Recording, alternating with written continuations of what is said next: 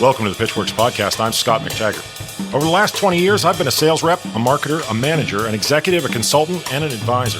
This show is designed to give you access to my list of contacts so that you can learn more about how to present your ideas at work and succeed in your career. Startups and salespeople, marketers and managers from the Epicast Network in Pittsburgh. It's the Pitchwerks podcast. And it's the Super Bowl of pitching for stuff you can touch. And it's incredible about, how vast it is.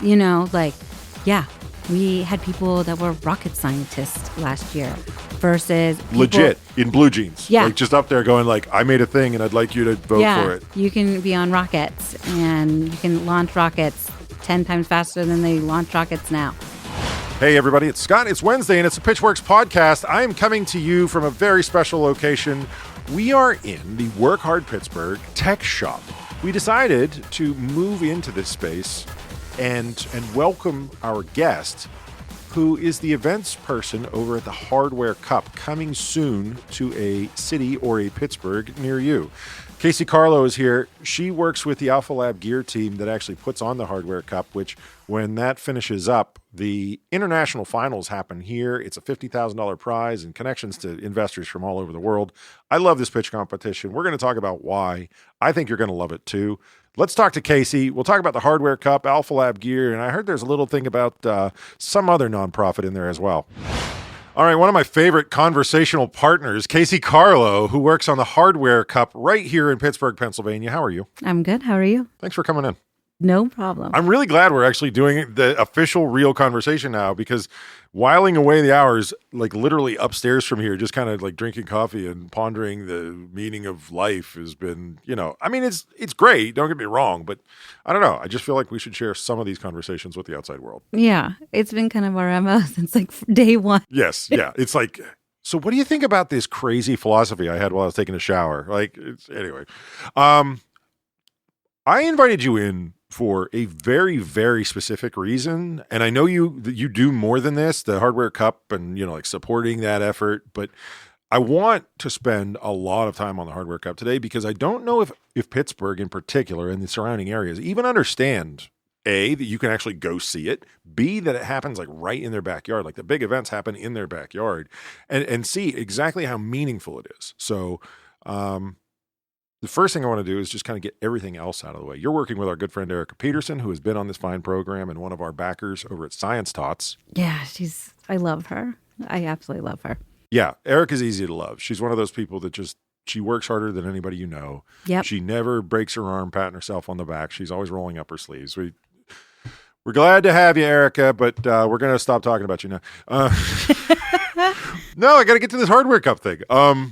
People should sign up for Science Tots at sciencetots.org if they want to find out more about that. That's a really great program for the young. It's a great program. And honestly, Erica has taught me something new every single day that I've worked with her. Yeah, I like her quite a bit. And as you know, the lovely and talented Mrs. McTaggart is also enthusiastic about Science Tots. So if I didn't at least give that shout out at the beginning of this show, I'd probably be in trouble back at home. Yeah, you couldn't go home. No. That's succinct. Anyway, let's back up into what is the Hardware Cup. Let's start there. The Hardware Cup is a pitch competition. It's international for early staged hardware startups. I love everything about this. I think when people think about startups, they always think in terms of software. At least when I talk to college kids, when I talk to the people who think all I need is an idea, I say, okay, well, what ideas are you working on? And they inevitably seem to come back to software instead of hardware.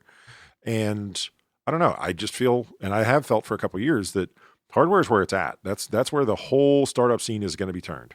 Yeah, I think the reason a lot of people think that is because of the blow up in Silicon Valley. Right. And that's what you heard about all the time. But I do believe that hardware is the new frontier.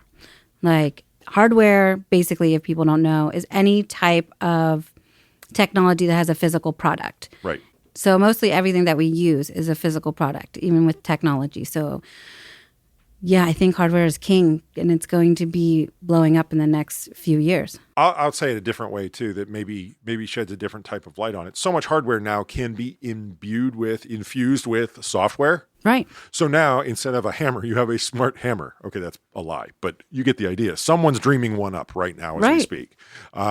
Things that we took for granted as being some sort of quote-unquote dumb are now getting smart because it's possible to track it, to gather data from it, to connect it with other devices. And the next thing you know, it's like, well, it's not so much that software isn't involved.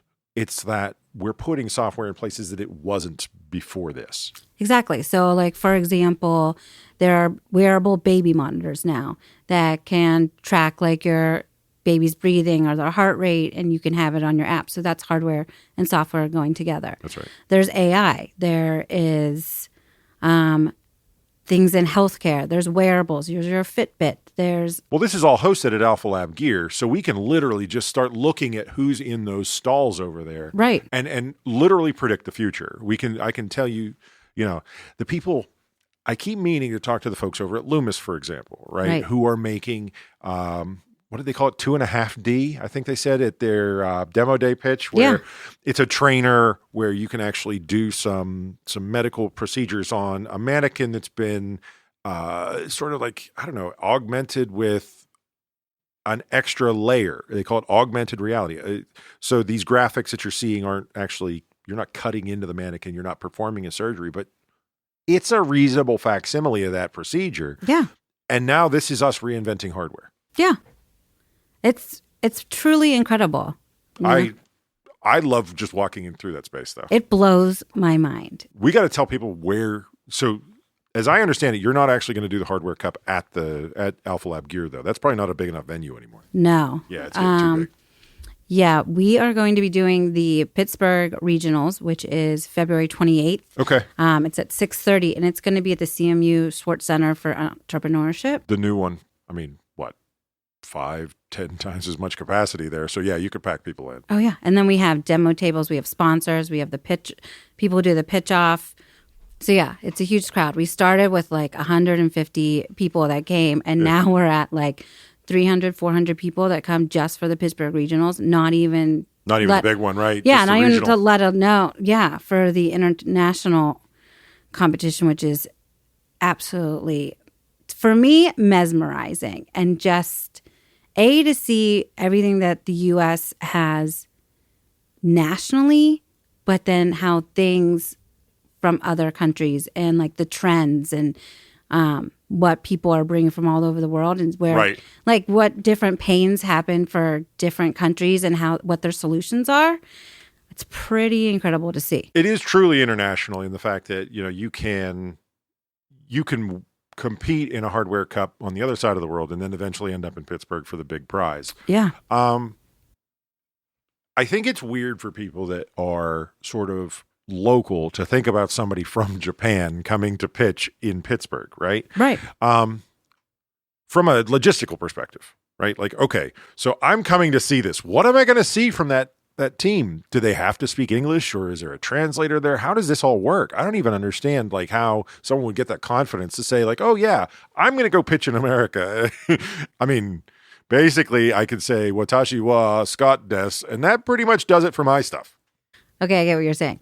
So they have the option if they want a translator, actually, but most people don't.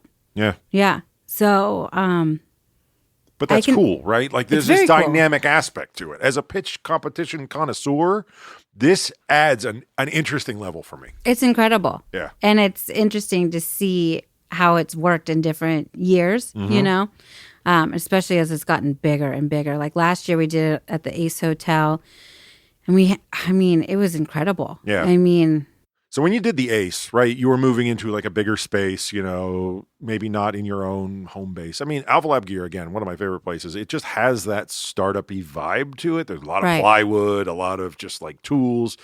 Don't get me wrong, it's not messy, but it's definitely utilitarian and it feels real, right? Yeah. Now you move to the Ace, you're like, we don't have the capacity. And you basically blew right through the Ace. Like that's over now. Now we're going to CMU and you're going to use all that extra capacity. Right. And then I think for the international finals, we're going to have to go bigger. I would believe. It's going to be crazy. But I think, okay, so we were the first people to make a pitch competition like this in the U.S. Like a hardware pitch competition. Like a hardware pitch competition. I thought it was fairly unique, but I didn't want to go out on that limb and then be wrong. No one else was doing it. And Alana Diamond and Chris Millard started it 5 years ago. Yeah. And just basically did it as a guerrilla kind of thing. We're just going to go to these bunch of cities and see what happens. And it's grown and grown and grown. This was the first real thing where people who were making stuff that was a physical product, which was always quote unquote too hard. I had this conversation with Andy Chan when he came through, right? I said, Andy, everybody says hardware's too hard. Yeah. I've heard that so many times. Right. But risk reward, right? Work harder, get more. I mean, there's an aspect of that too. So the 28th is Pittsburgh. February 28th. Yeah. Yeah. Sorry. Well. Yeah. Yeah. We are going to be in February. Yeah. As we record right now, we're in the middle of the polar vortex. I have to point this out. Buzzy literally told me that he gave himself like an ice cream headache when he was walking here, which is my favorite thing I've heard all day. But yeah, it's not far away. It's the end of February. Right. If you don't mind, give us a sense of what it takes to win this competition in your perspective. Like, I know that you're not gonna be the person who decides who wins, right? No. But what do you think it takes to win this competition? So what I think it takes, and I am by no means an expert in hardware, but what I've seen is a very clear and thought out process and how you're going to actually attain those goals and how you can talk to investors. Because a lot of people also don't realize there's so many venture capitalists and investors at all of these events and that talk to you one-on-one and they are part of the Hardware Cup to network, to help our startups. I mean, I have seen people from Pittsburgh be able to help people in South Korea, or California people helping people in Boston, Right. and connecting. So even though the money is a very important part, like the grand prize. $50,000, right? Yes. It's a $50,000 grand prize. But the networking and possible connections that you receive, I have seen be more influential and beneficial to the startups than just the cash. Okay, here comes my somewhat cynical rebuttal. Ready? Yes. You will never convince a founder of that, even though it's true. Right? Right. It's true. I've heard this so many times when they go, oh, but what you really should be interested in is the network and the connections and the impact that it's going to have on your business. And you may as well be trying to convince them of Santa Claus, right? Well, I will say our 2016 winner. Yeah. For $50,000. Mm-hmm. Then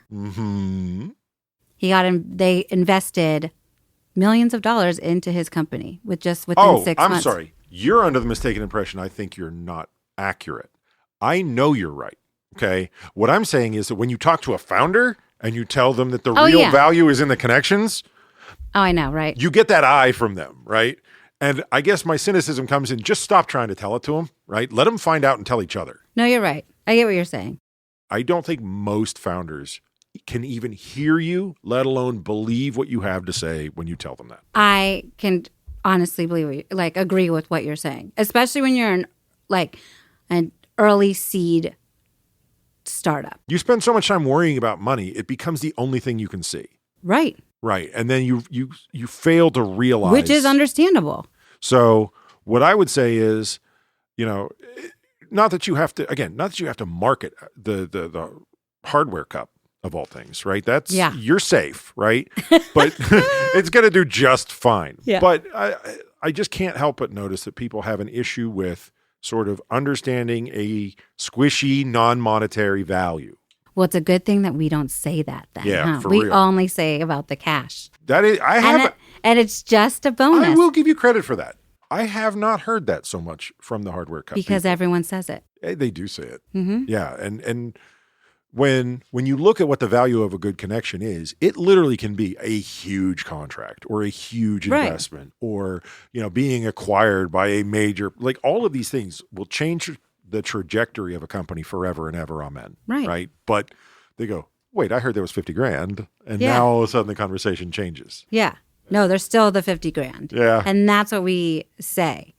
But also being Alpha Lab Gear, we are all about growing in nurturing startups. Right. So if we didn't actually do our best with connecting people to the right VCs and to the right investors and the right experts in the network, then we are doing a disservice. Well, and now's a good time to point out, remind, whatever it is, that Alpha Lab Gear is actually part of the Innovation Works family, right? And that has a specific meaning. IW is trying to build the economy, create jobs, create opportunity. There are all these network effects of having a good policy and program for Alpha Lab, which is, typically not hardware, Alpha Lab Gear, which is hardware, some of the investments, some of the follow-on funding. I get all that, right? I love focusing in on, though, the success stories, and you see, not that $50,000 doesn't make a difference, but that winning that contest makes a difference. Completely.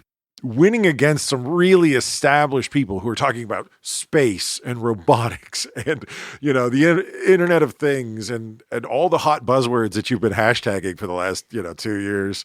They're all there. And it's the Super Bowl of pitching for stuff you can touch. And it's incredible about how vast it is. We had people that were rocket scientists last year versus people, legit in blue jeans. Yeah. Just up there going I made a thing and I'd like you to vote for it. You can be on rockets and you can launch rockets 10 times faster than they launch rockets now. Then you're up against a woman who has a nursing bra that actually massages the woman's breast so that you could pump easier, and which is a completely different problem. Right. And you start looking at okay, how many people are going to be influenced by this space thing? How feasible is the space thing? Right. How many people are going to end up needing to, pump? How many people are going to have children? How many people could use this other product? Right. This is where it starts to get hard to figure out the metrics. Right. So how are they scored? What are the categories in which they're expected to be, measured against each other? I mean, a lot of it is investment and how investable your product is. And going to public, going to market, what's the marketability of it? And true facts, not just what we think. Right. Right. You have to be able to demonstrate. You have to prove your concept at this high level, right? And it doesn't have to be a completely thought out. We're not asking you to have every answer to the problem, but being able to really see the market need and not just saying, well, the market is $250 billion, but that's not really your market. To be true of what you can really do, what is the market pain and what can you bring to it? Yeah. And how investable is it? Well, you've got to respect the fact that there are different ways to help the human condition, whatever they may be, right? Sometimes we're going to space. Sometimes we're doing labor-saving robots. Sometimes we've got wearables that, give us that digital health, They're all real. They're all legitimate concerns. And frankly, basically, I can't imagine anybody makes it to even the regionals without having a really good shot at investment. Getting there is hard. Oh, yeah. Your applications, right? Yeah. Applications this year are, if I were going to guess, I'd say your applications are probably at an all-time high right along with attendance. Is that right? Yes. And the thing that we've had to divide our application cycles into 2 cycles because we've gotten so many applications. So how does that work? So we have 7 cities. Yeah. Okay. So we have DC, Boston, and Pittsburgh, where all of our events are in February. And then we have Boulder, Atlanta, Chicago, and San Jose, which is actually Hardware Con. We're going to do it at Hardware Con, which I'm really excited about. Yeah. And those cities, their application date is February 24th. Nice. Okay. Yeah. So, and they're obviously in March and April. So it's just gotten so big. So you've got all these technical hubs, these sort of university hubs in a lot of cases, right? Places where the right people, the right investment, the right effort, the right time, right? All these different things going along with one another. And then they're getting into the space. And you said applications, I asked, you answered. Applications are at an all-time high. Yeah. Exponentially high, which shows me. Because it's the trend. Now all of a sudden we're seeing that we can do this. Right. Hardware is not quote unquote hard anymore. It's like, Wow. Well, it's hard, but it's not like this huge mountain where no one wants to touch anymore. Like investors were scared of hardware for a very long time. You went where I was going to go, right? You knew what I was going to say next, which is, I know how to read you. well, it's a good thing to have, right? Because I mean, frankly, my wife can use all the help she can get. The point I wanted to make from that, though, is that either people are finding out that there is a way around this perceived difficulty in hardware, or they're finding ways to bring the adaptability that software gives you into the software that they're putting into the parts, right? Yeah. And I'm saying this for those people who are maybe thinking about going because next year they might apply. Right. That's a really good reason to go this year. Honestly, like that is one of the reasons I would consider is if you think you might ever do a hardware startup, right, you need to go to your regional hardware cup just to see what's going on. Yeah. Even if you just have an idea of a physical product. The conventional wisdom was always you do software because if you screw up software, you can ship a quick patch. You can ship a revision that will make it all better, right? And with hardware, you had to tool up a line. You had to pay someone to configure that line. You probably had some custom equipment or some custom settings that all of this was upfront expenditure. And it was really easy to get into 5, 6, 7, 8-figure costs just to make your widget, right? So people said, oh, hardware is hard. That's where that conventional wisdom comes from, was this idea that like you had to tool a really complex assembly line or a machining system or shipping and distribution system. But I think people are starting to realize, I think the larger companies realized a few years ago, and now the founder and startup community is realizing that you can still patch a software-enabled widget. Like a lot of the things we learned on the software side are now applicable to hardware that has software on board. Right. Which is a really interesting, you kind of have to be a master of both sides. Yeah, I agree with you. I also think, not just because of the hardware cup, but just because of the vast exposure that's come into in the hardware world. Right. And like makers are now in the forefront and IoT is in the forefront. And a lot of robotics. Yeah. So much. Like a lot of those things are now coming into mainstream. And so a lot of people are able to talk about their problems with building their things or finding solutions and networking on a much grander scale than they have been before. Like people were in this type of workshop that we're in right now, like working in their basements, working at maker labs or hacker spaces. Yeah. And now, we have huge spaces where people can come together and they can be all working on different products and still talk to each other and vent ideas off of each other. Well, you bring up something really important, right? So now the other thing that we're seeing is things like the Hardware Cup have made it attractive, entertaining, made it into a hobby or something where now you're watching as maker spaces, hacker spaces, and an entrepreneurial take on those are now starting to make their way into places that maybe we aren't used to thinking of them, right? Like rural Midwestern towns are putting in a place where all of these craftsmen can go and take that problem that they're trying to solve and actually productize it. Say, okay, if only somebody made something shaped like this that I could carry on my belt. And next thing you know, there's a place where you can prototype it, if not actually build your first batch of products. It's become something that's in your neighborhood. Our libraries have maker spaces all around Pittsburgh. I forgot about that. So now we're like having our young making, know, like a lot of our libraries have 3D printers that the children can learn for almost free. Like there are maker spaces, there's sensory things, there's things of how to build stuff. So we're getting back into this maker culture, which I think we've lost for a little bit of time. And now we're getting back into that. So for the people who don't know you and your family and whatnot, right? Like Nick works in the trades. Nick works with plumbing and HVAC too, right? Yeah. Or do I have that wrong? He's like the GM with like HVAC and plumbing. Well, I did not plan to have this question, so I apologize if I'm like flying by the seat of my pants. But there's an interesting point here in the fact that like at some point we started sending everybody to places where they didn't work with their hands and they didn't have a physical understanding of how anything worked in the real world, right? And somehow that was like more prestigious or better or fancy. I don't know what the motivation was. I think we're coming out of that mindset. We have to. But I'm just saying, what was it like at home? Like how did Nick, who had made this career path and saw the world around him, like, did he feel like we'd all gone crazy? Like, what did he say at home?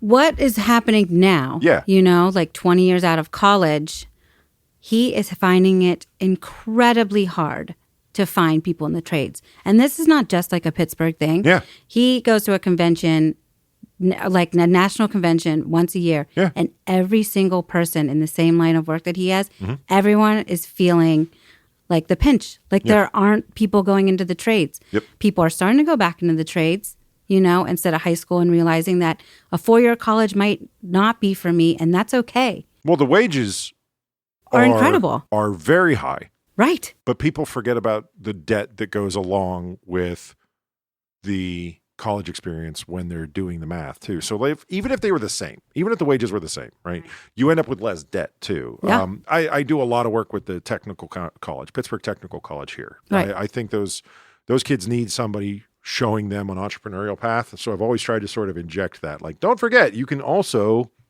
invent something, right? You're learning everything about whatever it is, electronics or the different programs. And some of them are really like they have that light on inside and they just needed somebody to tell them that like it was okay to go down that path. Yeah. And that's really cool to watch them wake up to that, right? Yeah.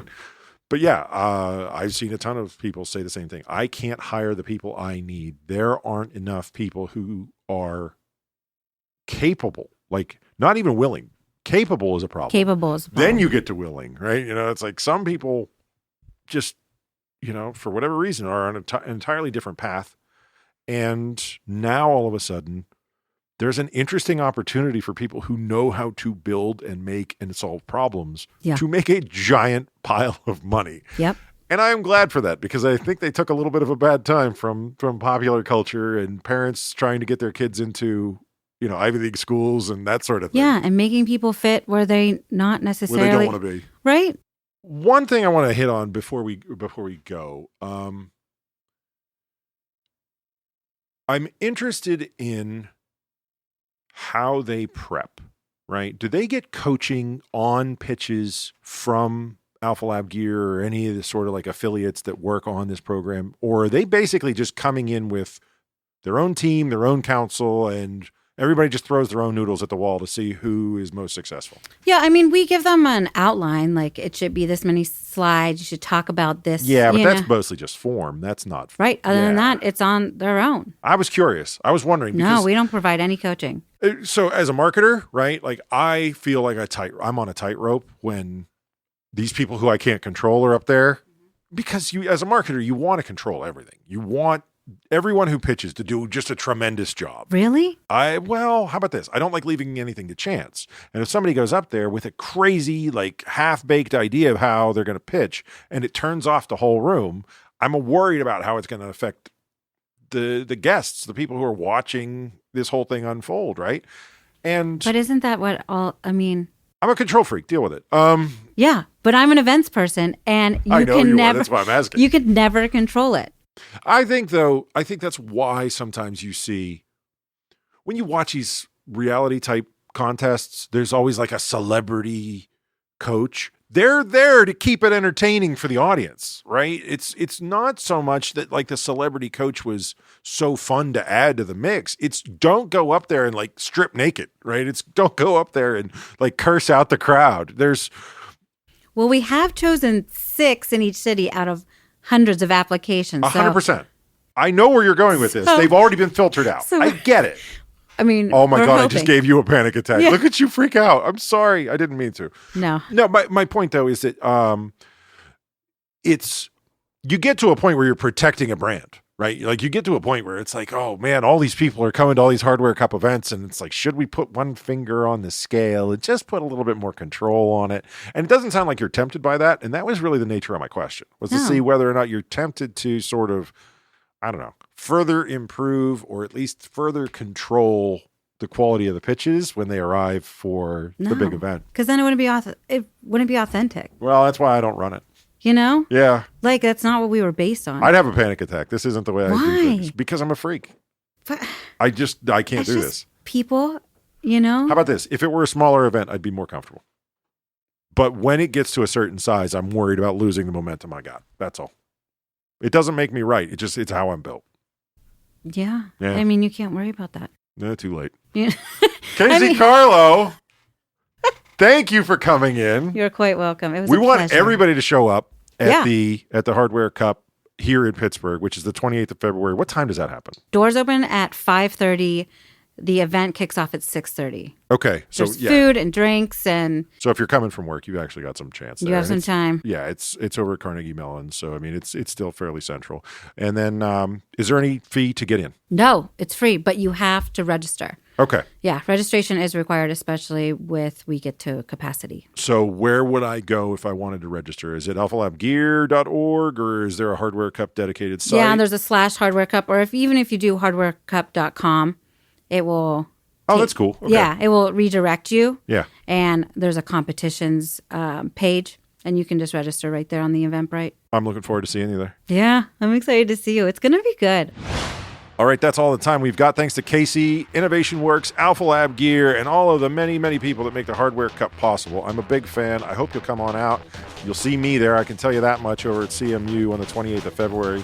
I just love the Hardware Cup. I love what this means. The future's here where people are accepting hardware startups as the future. It feels good to be right, I gotta tell you. Buzzy and I are going to make another episode of this fine program. It'll be out next Wednesday. Don't forget that subscribers get it first. And if you ever have an idea for what we should put on the show, make sure you hit us up through social media, your Facebook, your Instagram, your Twitter. Just let us know. There's a LinkedIn company page. Just if you get an idea, this is a good thing to put on a show. We're definitely listening. Make sure you hit us up with that stuff. We'll catch you next week. The Pitchwerks podcast comes to you from Pittsburgh, Pennsylvania, a production of the Epicast Network and McTaggart, LLC. Engineering and production by Buzzy Torek and Nick Miller. For more information, show feedback, and ad sales, visit pitchwerks.com. pitchwerks.com. On social media, find and follow the show on Twitter, LinkedIn, Facebook, and Instagram using that same brand name, pitchwerks.